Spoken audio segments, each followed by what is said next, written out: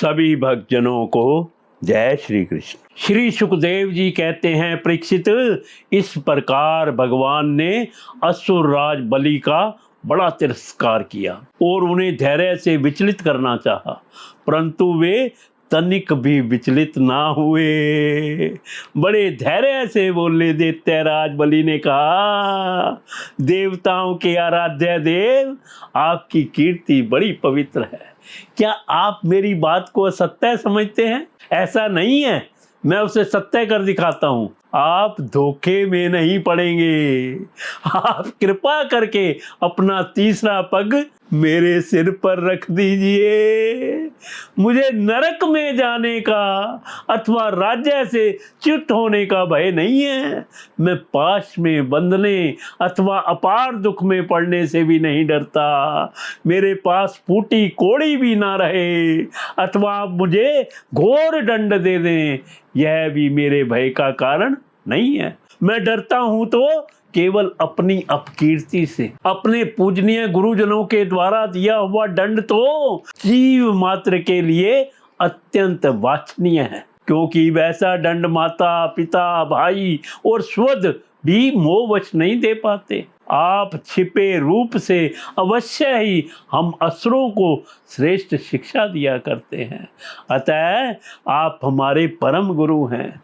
जब हम लोग धन, कुलीनता, बल आदि के मद से अंधे हो जाते हैं, तब आप उन वस्तुओं को हमसे छीनकर हमें नेत्र दान करते हैं। आपसे हम लोगों का जो उपकार होता है उसे मैं क्या बताऊं। अनन्य भाव से योग करने वाले योगी गण जो सिद्धि प्राप्त करते हैं, वही सिद्धि बहुत से असुरों को आपके साथ दृढ़ वैर भाव करने से ही प्राप्त हो गई है। जिनकी ऐसी महिमा, ऐसी अनंत लीलाएं हैं, वही आप मुझे दंड दे रहे हैं और वरुण पाद से बांध रहे हैं। इसकी ना तो मुझे कोई लज्जा है और ना किसी प्रकार की व्यथा ही। प्रभु, मेरे पितामह प्रहलाद जी की कीर्ति सारे जगत में प्रसिद्ध है। वे आपके भक्तों में श्रेष्ठ माने गए हैं। उनके पिता हिरण्यकशिपु ने आपसे वैर विरोध रखने के कारण उन्हें अनेकों प्रकार के दुख दिए, परंतु वे आपके ही परायण रहे।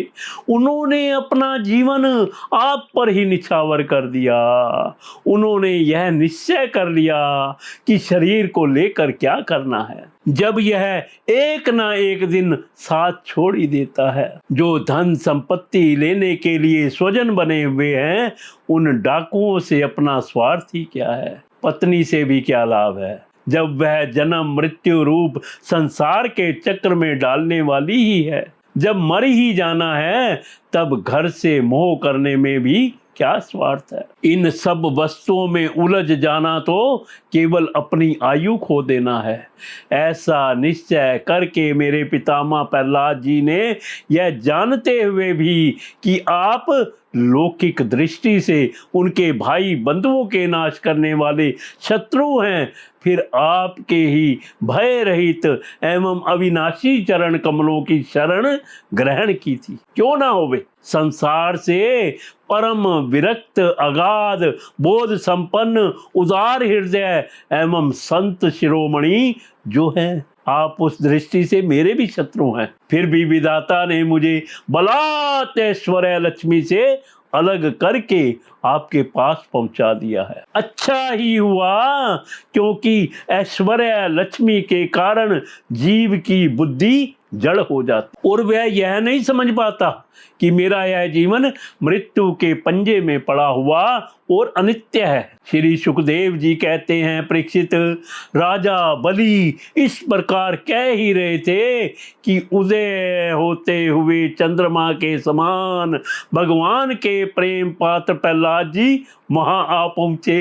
राजा बलि ने देखा कि मेरे पितामह बड़े श्री संपन्न हैं, कमल के समान कोमल नेत्र हैं, लंबी लंबी भुजाएं हैं, सुंदर ऊंचे और श्यामल शरीर पर पीतांबर धारण किए हुए हैं।